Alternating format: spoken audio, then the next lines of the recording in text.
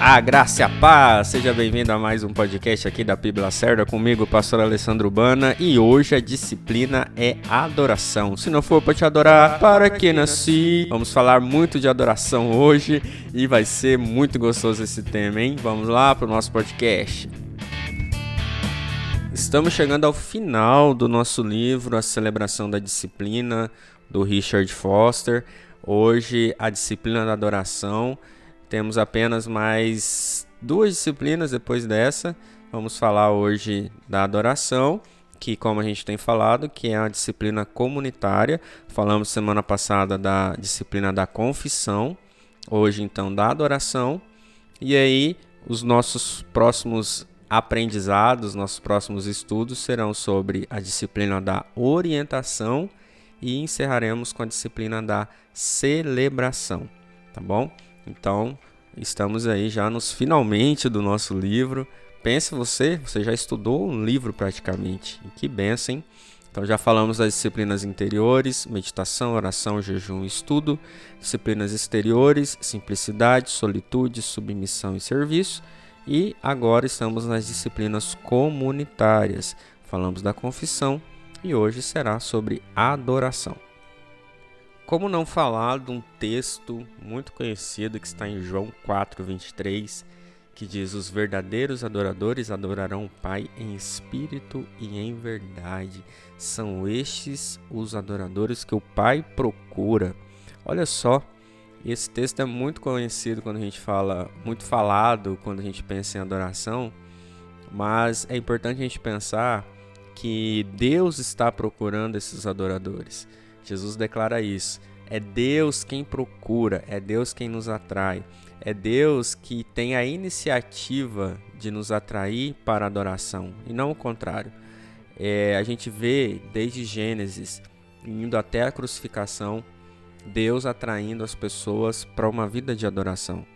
E isso acontece lá em Gênesis, quando Deus anda pelo jardim à procura de Adão e Eva. Na crucificação a gente vê Jesus atraindo os discípulos, as pessoas para si.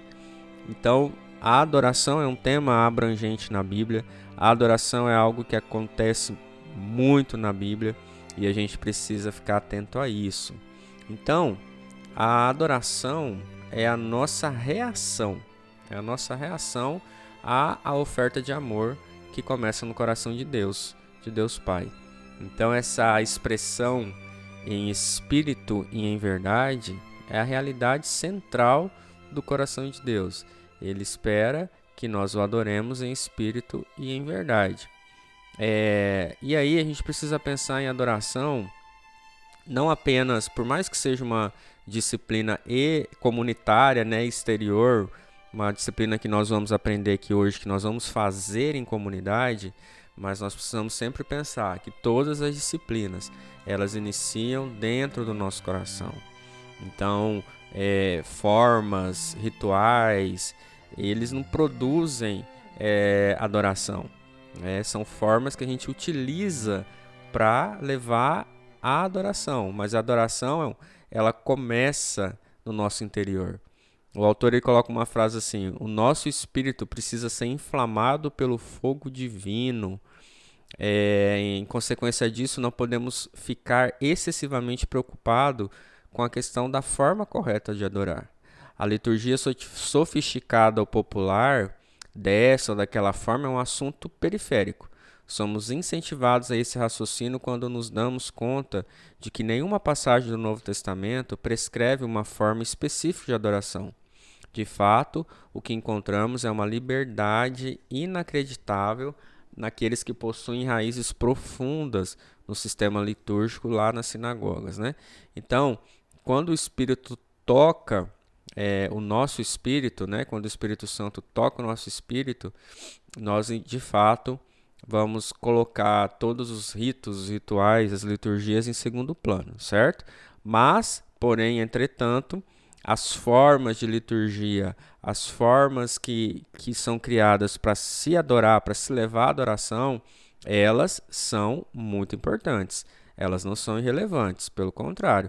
Enquanto a gente for ser humano, a gente for finito, nós vamos precisar das liturgias, nós vamos precisar dessas formas de adoração para nos conduzir à adoração. Entende isso? Então, de um lado está o quê? Está a compreensão de que nós precisamos entender de fato o que é adoração, certo? Que ela começa em Deus, que Deus nos impulsiona a adorá-lo e nós respondemos a Ele em adoração.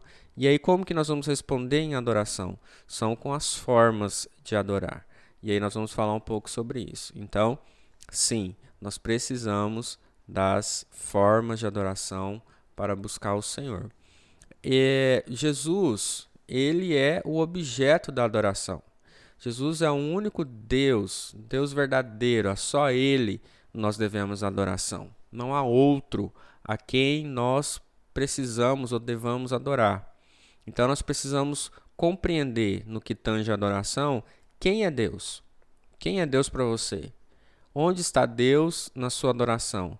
Pensar errado a respeito de Deus vai tirar tudo do lugar certo. Então nós precisamos pensar no objeto da adoração. O autor coloca isso bem claro no seu livro. Ele fala que nós precisamos enxergar quem é o Senhor. E nessa visão vai nos levar a crer, claro, né? E também a nos entregar a Ele em adoração. Quando vemos o Senhor dos exércitos alto e elevado, diz o autor, ponderamos sobre sua sabedoria e conhecimento. Ficamos maravilhados com sua misericórdia e amor insondáveis, e não nos resta outra coisa a não ser nos precipitar na doxologia. Então nós nos entregamos em adoração, em exaltação ao Senhor, quando nós entendemos quem Deus é. Então, o Senhor é o objeto central da nossa adoração, porque aí a gente precisa pensar nas idolatrias que nós muitas vezes criamos. Idolatrias relacionadas a objetos, a pessoas, a coisas que nós colocamos em primeiro lugar. Precisamos entender a motivação da nossa adoração. Então, vale lembrar e reforçar que a nossa dependência, o nosso objeto de adoração é o Senhor. Louvamos a Deus, adoramos ao Senhor por quem Ele é e adoramos ao Senhor também pelo que Ele tem feito, porque Ele é bom, porque Ele é fiel e Ele tem agido com bondade, Ele tem agido com fidelidade, com justiça, com misericórdia. Então nós louvamos ao Senhor por quem Ele é. Falar de motivação também é falar de prioridade. Qual é a prioridade na nossa adoração? Na adoração como um todo. Marcos 12, verso 30 diz que é até o primeiro mandamento de Jesus, né? Ame ao Senhor o seu Deus de todo o coração, de toda a sua alma, de todo o seu entendimento e com todas as suas forças. Ame a quem? Ame ao Senhor. Amar ao Senhor é um passo muito importante na nossa adoração. Ele é a nossa prioridade. Quando a gente substitui isso na adoração, então começa uma atividade de idolatria. Então, qualquer coisa que substitua ao Senhor na nossa adoração.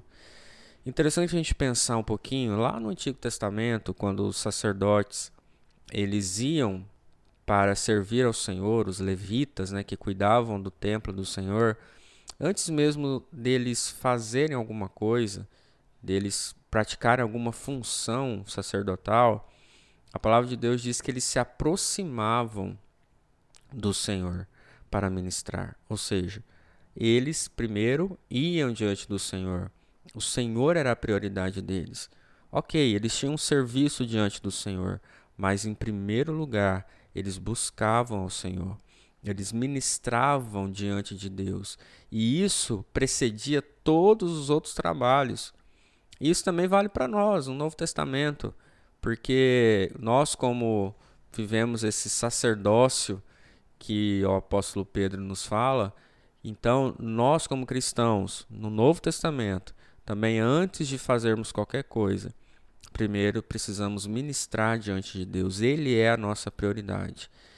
O autor ele diz assim: é uma tentação perigosa que todos enfrentamos, é ficar cheios de trabalho, atendendo às solicitações de um serviço sem ministrar ao próprio Deus. Então, olha o perigo que nós corremos de muitas vezes fazermos e não termos, em primeiro lugar, ter buscado a presença de Deus. Então, hoje, Deus está nos chamando para que a igreja volte à adoração. E isso a gente começa a perceber que a igreja tem buscado mais ao Senhor em adoração. É como se Deus estivesse dizendo: quero de volta o coração do meu povo. E isso é muito lindo da gente ver que é um desejo do Senhor e sempre foi que nós o adorássemos, que nós tivéssemos o coração em adoração em todo o tempo.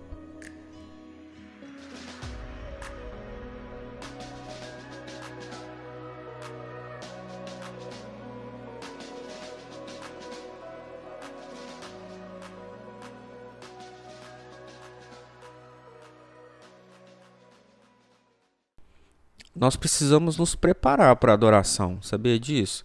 É importante a gente ter essa expectativa santa de estar na presença de Deus. Olha só, uma característica da adoração na Bíblia é que o povo se reunia tendo algo, na expectativa de algo, né? Essa expectativa santa. A gente vê isso no Antigo Testamento, mas também a gente vê isso no Novo Testamento. No Antigo Testamento, Moisés ele entrava no tabernáculo e sabia que estava na presença de Deus. Na igreja primitiva, eles eram acostumados com quando o prédio se estremecia, né? A gente vê em Atos 2, aquele momento do Pentecostes, quando as coisas aconteciam e tiveram aquele movimento, né, muito grande. Eles eram acostumados, eles buscavam, tinham essa expectativa de que Deus estava entre eles.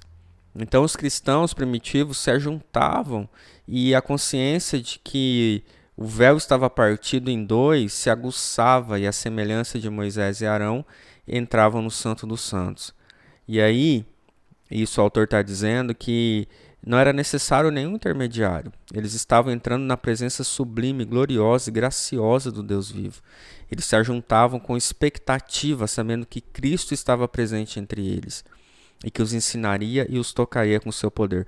Eu acho isso muito lindo, porque havia no coração deles uma expectativa pela presença de Deus, uma expectativa pelo sagrado, uma expectativa para entrar nessa presença manifesta do Senhor no seu coração. E isso precisa estar no nosso coração também. Quero fazer uma citação aqui do Frank Lombard. Ele diz o seguinte: entre todos os milagres, o maior é este, saber que te encontro mais intensamente quando trabalho ouvindo. Dou-te graças também pelo hábito da nossa conversa ficar constante, cada dia mais fácil. Realmente acredito que todos os pensamentos podem ser conversas contigo. Então ele está falando sobre essa intimidade que a adoração gera em nós, né? Não consigo imaginar como pessoas religiosas podem viver satisfeitas sem a prática da presença de Deus. Quem fala isso é o irmão Lourenço. Ele fala sobre essa presença manifesta de Deus.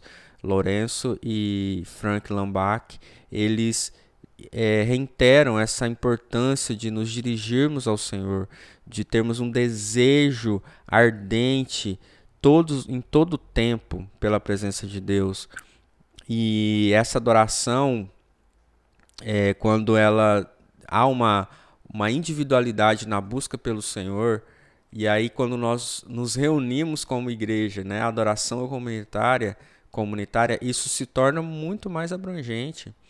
Imagina, se uma pessoa está desejosa pela presença de Deus, e aí ela se reúne numa comunidade, numa igreja, onde todos têm o mesmo anseio, o mesmo desejo, e aí elas compartilham disso num momento de adoração, né, comunitário. Meu Deus, isso é lindo, isso é maravilhoso. E quando a gente fala em adoração comunitária, é sim um momento em que eu entro na igreja, meu coração já está na expectativa santa do que o Senhor irá falar comigo, estará também na expectativa, na comunhão que eu terei com os meus irmãos. que estão ali com o mesmo desejo. Nós somos diferentes? Somos e devemos, e é natural que seja, mas existe algo que nos une, que é o desejo de adorar o Senhor, ou deveria ser, né? Então, o autor ele trata muito disso, traz esses exemplos desses homens aqui que eu citei. Então, nós precisamos sim implementar uma vida de adoração. E aí, não só nos cultos, né, de domingo, mas também uma vida de adoração. Viver a semana inteira adorando ao Senhor, elevando o nosso coração em adoração, imaginando, buscando, cantando, ouvindo a palavra, lendo a palavra. Então, nós precisamos entrar no Santo dos Santos, no momento de adoração. Na verdade, entrar não, continuar, estar nesse lugar em todo o tempo. E aí, quando duas ou mais pessoas se reúnem para adoração comunitária, com essa expectativa santa no coração, a atmosfera do lugar é outra, é transformada. Então, quando eu entro no culto, não no templo, para adorar o Senhor, com aquele coração na expectativa de adorá-lo, de cantar, de louvar, de aplaudir, de ouvir um sermão, de ser edificado e ouvir o Senhor falando comigo, meu Deus, isso é maravilhoso. Então, essa disciplina, a adoração, quando a gente pensa em comunidade, é assim que deveria ser. É assim que o Senhor anseia que seja. Olha só, Martinho Lutero dá testemunho do fato de que em minha casa não há nenhum aconchego ou vigor em mim, mas na igreja, quando a multidão se ajunta, um fogo se acende e meu coração extravasa. Olha só o que Lutero fala. É maravilhoso isso, quando nós nos reunimos como igreja, quando nós nos ajuntamos, esses ajuntamentos são importantes. Thomas Kelly também ele fala algo bem interessante. Somos impregnados de uma presença revigorante que derruba certas paredes de privacidade e isolamento em nosso interior, mesclando o nosso espírito com a vida e o poder que ultrapassam o indivíduo. Uma presença objetiva e dinâmica que nos envolve, nutre a nossa alma, exprime consolo alegre e vivifica águas profundas que nós jaziam inerentes. Quando entramos verdadeiramente reunidos na adoração, ocorrem coisas que jamais aconteceria se estivéssemos sozinhos. Acontece aquilo que os autores bíblicos chamam de koinonia, que é uma profunda comunhão interna pelo poder do Espírito. Olha só, isso é muito, muito lindo, essa koinonia, essa comunhão profunda que acontece quando nós, no poder do único Espírito, né, do Espírito Santo, nós somos envolvidos num senso de unidade e da presença que todas as palavras, né, são silenciadas e aí nós somos envolvidos e entrelaçados com uma vida mais ampla. Essa comunhão, querido, ela na adoração, ela é muito importante. Então, quando nós nos reunimos como igreja, nós precisamos ter esse desejo em mente.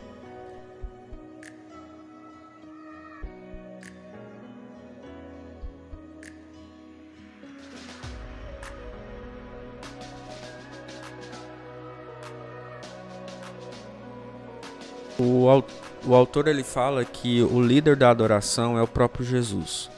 Jesus é o líder, é o cabeça. Eu creio que isso é muito claro para todo mundo. Mas ele também fala que nós precisamos ser conduzidos em adoração.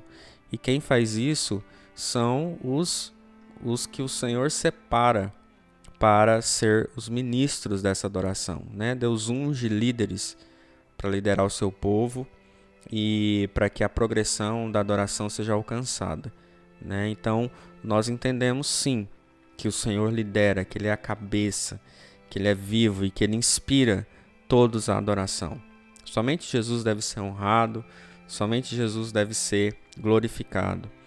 Porém, Ele nos dá a capacidade, Ele capacita, como diz Efésios 4:11, que fala ali sobre os ofícios, os ministérios, né? Pastor, mestre, enfim, vários os ministérios, evangelista.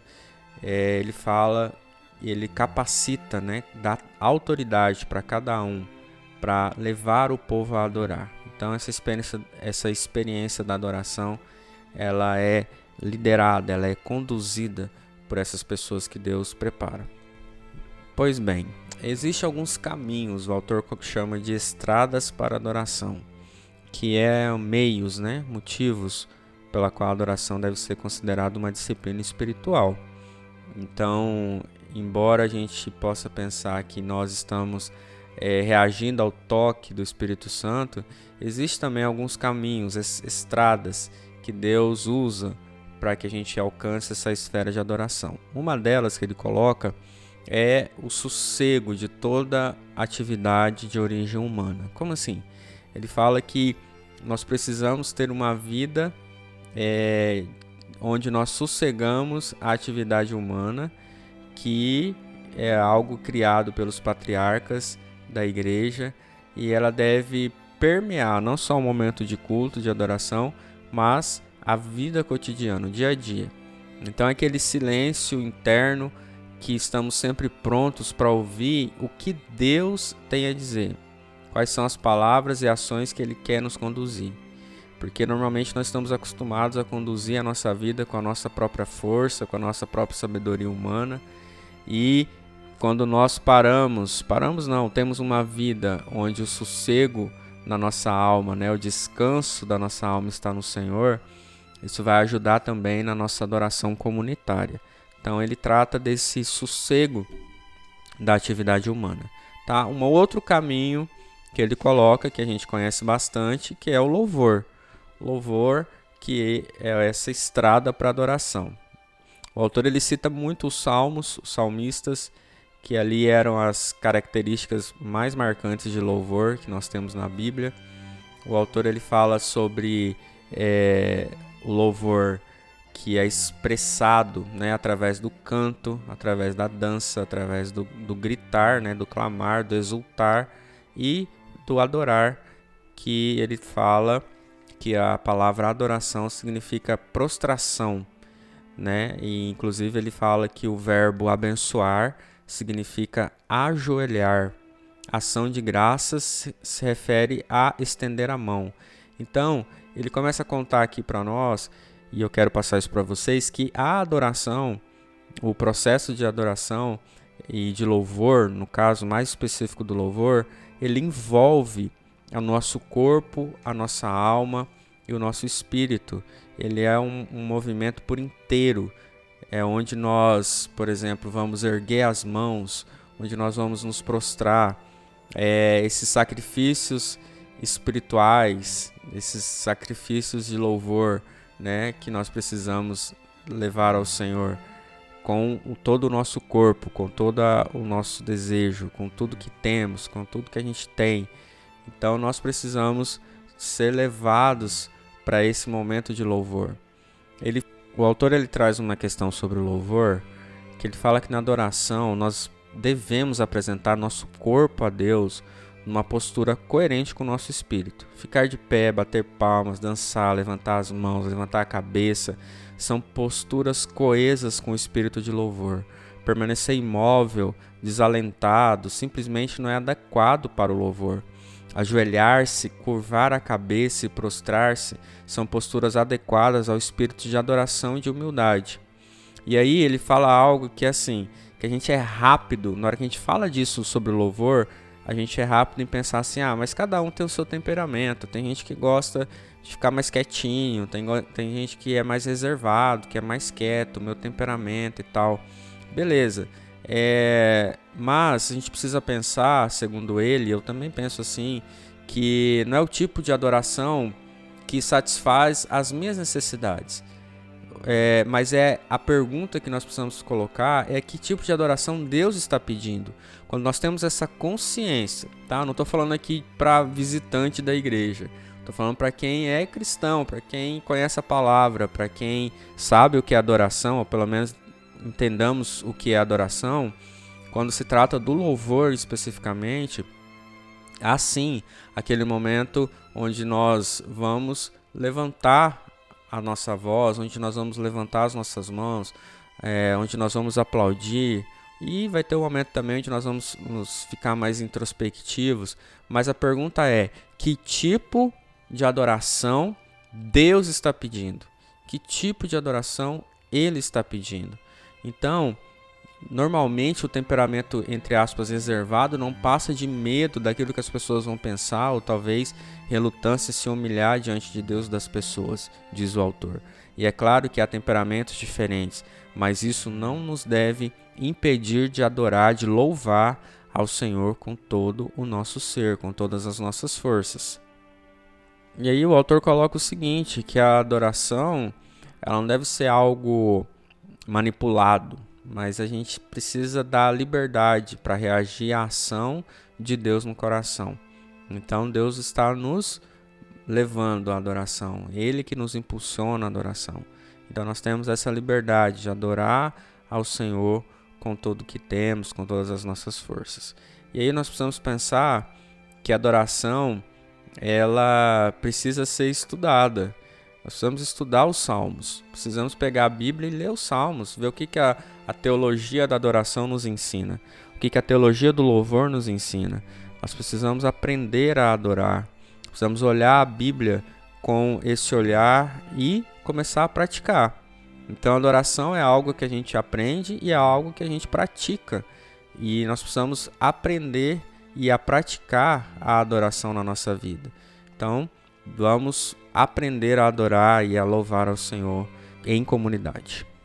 Porque eu me ponho a pensar o seguinte: nós dizemos que adoramos ao Senhor quando nós estamos falando de uma disciplina comunitária, tá, queridos? Então, nós estamos aqui reunidos como igreja. Nós estamos aqui vindo aos domingos cultuar. Nós chamamos de um culto de celebração. E eu fico pensando como é interessante e bonito ver uma igreja que tem o mesmo espírito de adoração. Uma igreja que adora o Senhor, que no momento da oração ora, que no momento da palavra escuta, que no momento do louvor canta, aplaude, dança, né? Isso é uma igreja viva, uma igreja ativa, uma igreja que celebra o Senhor de fato. Isso é bonito de ver, isso impacta quem está de fora, isso impacta as pessoas que estão chegando. Nossa, mas que movimento é esse? O que está acontecendo? Como que eu faço para adorar assim? Gera uma expectativa no coração das pessoas e leva elas a uma adoração também. Então nós temos essa responsabilidade, sim, como igreja, de sermos adoradores, de levarmos as outras pessoas também a adorar, e tirar um pouco essa timidez que nós temos de lado e sim, no momento de adoração, erguer a nossa voz, erguer as nossas mãos e adorar o Senhor com todas as nossas forças.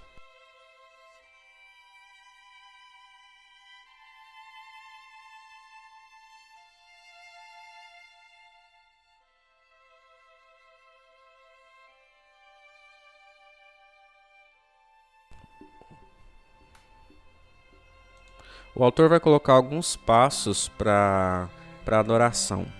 Como ele diz, é algo prático, né? A gente aprende na teoria, mas também precisa praticar a adoração, ter essa experiência da adoração.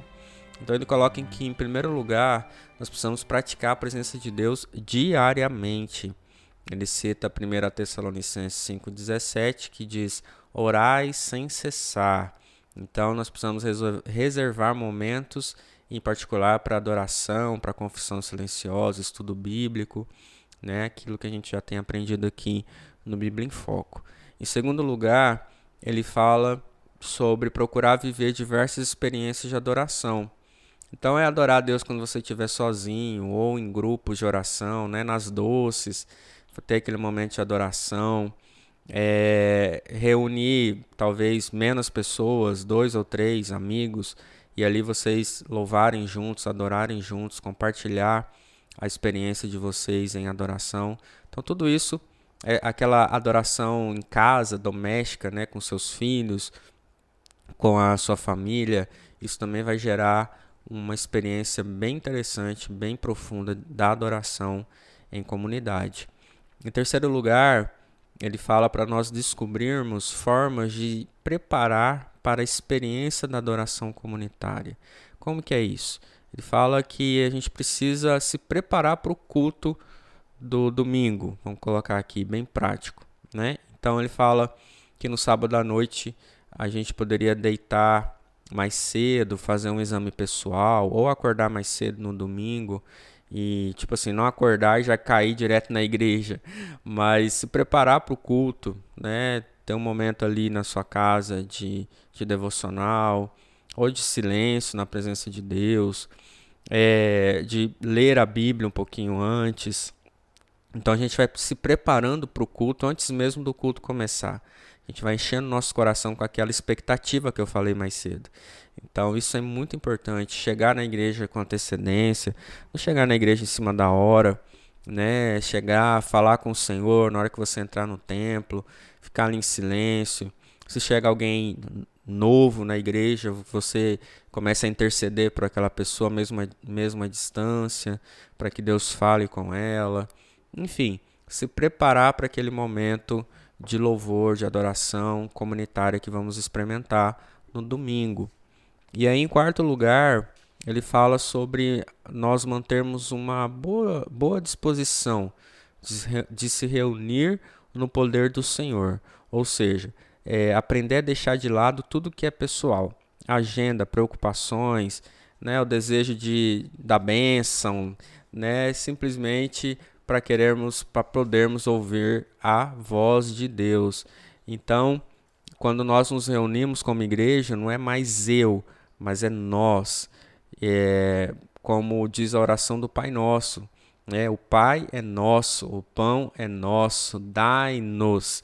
Então é importante nós experimentarmos e manifestar esse desejo de ter uma mesma mente, um mesmo desejo, um mesmo sentimento na hora de uma adoração comunitária.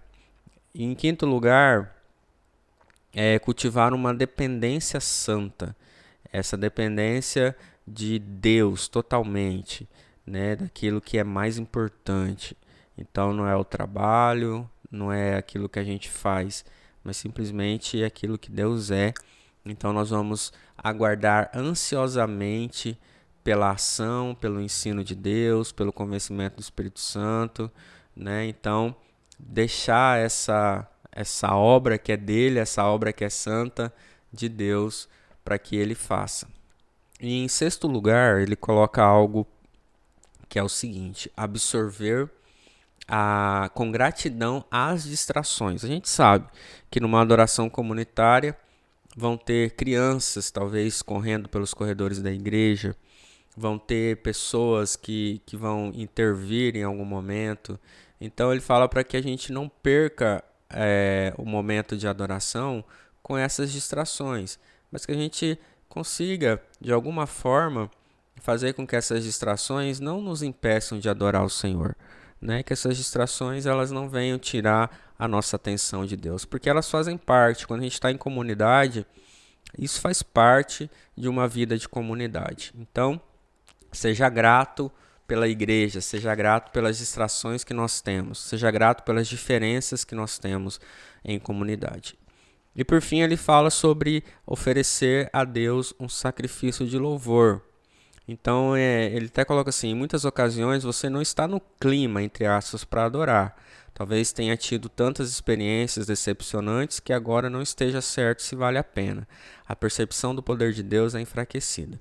Poucos estão devidamente preparados, mas você precisa prosseguir assim mesmo. Ofereça a Deus um sacrifício de adoração. Você precisa permanecer na igreja com o povo de Deus e dizer: essa gente é meu povo, né? Precisamos estar juntos, diz o autor, né? Então é muito interessante. Ele cita um exemplo de Isaac Pennington, que ele diz assim: eles, né, nós, a igreja, quando se reúne, eles são como um amontoado de brasas, vivas e incandescentes, esquentando uns aos outros, e uma corrente de grande força, vivacidade e vigor flui para dentro de todos, né? Aquele belo exemplo que a gente fala que as pessoas precisam estar envolvidas com a igreja em comunidade, que é como uma brasinha dentro do braseiro, dentro do fogo.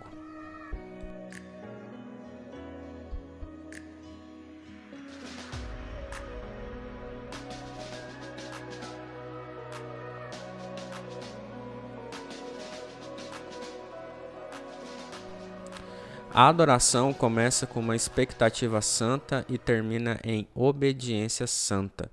Se a adoração não nos leva a uma obediência mais intensa, então não houve adoração. Ficar diante do Santo Eterno é mudar. Os rancores não podem ser sustentados com a mesma tenacidade depois que penetramos na luz graciosa. Como Jesus afirmou, precisamos deixar a oferta no altar e reconciliar-nos com o irmão. Adorar é mudar. Adoração é a capacidade de ouvir com clareza o chamado de Deus para servir. E assim nós vamos responder: eis-me aqui. Olha só o que ele diz sobre o fruto da adoração. Então, o fruto da adoração é obediência. O fruto da adoração é o serviço. O fruto da adoração é isso, querido. Nós não vamos apenas adorar, cantar, louvar ou dizer que adoramos, mas não temos uma vida transformada, não temos uma vida mudada, então de nada valeu o nosso louvor, de nada valeu, entre aspas, a nossa adoração. E aí, para encerrar, ele diz o seguinte: a adoração é uma aventura deliberada e disciplinada dentro da realidade. Requer que estejamos abertos para uma vida no Espírito. Exige a nossa disponibilidade para que, como diz Colossenses 3,16, habite ricamente em vocês a palavra de Cristo. Ensine e aconselhe uns aos outros com toda a sabedoria e cantem hinos, salmos e cânticos espirituais com gratidão em seu coração. Meu irmão, se essa palavra não nos incentiva a adorar, eu não sei o que irá nos incentivar. Então, que nós possamos aplicar essa disciplina da adoração em comunidade com muito zelo, com muito amor. Eu não vou cantar de novo não, mas se não for para adorar ao Senhor, para que nós nascemos? Que essa disciplina esteja enraizada no nosso coração, na vida comunitária da igreja. Em nome de Jesus. Deus abençoe sua vida e até o próximo, se assim Deus quiser.